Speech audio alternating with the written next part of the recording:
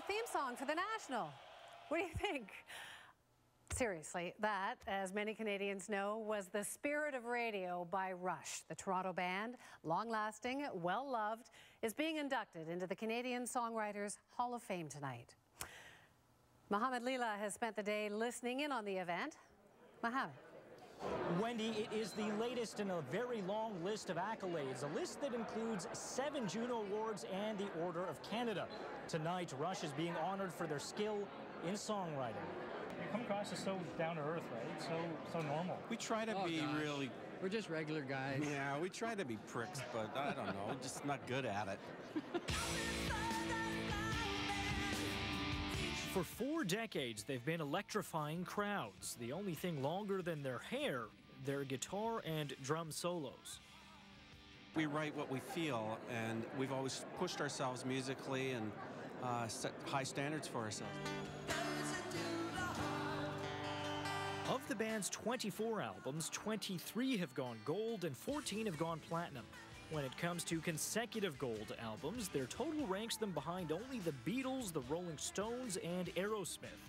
Not bad for a group of guys who started out playing at local high school dances.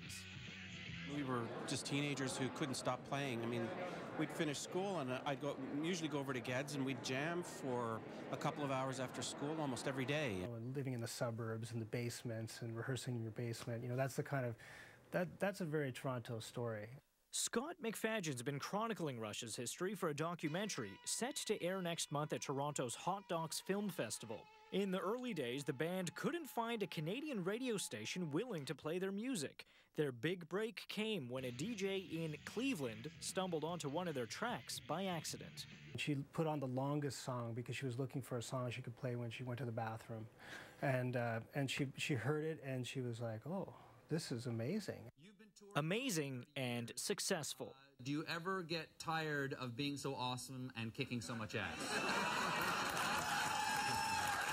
They've been roasted by comedian Stephen Colbert, even parodied in a South Park sketch. Modern-day warrior named Tom Sawyer. In 1997, they became the first Canadian rock band ever to be given the Order of Canada. Mr. Peart. Through it all, McFadden says their strength has always been their songwriting.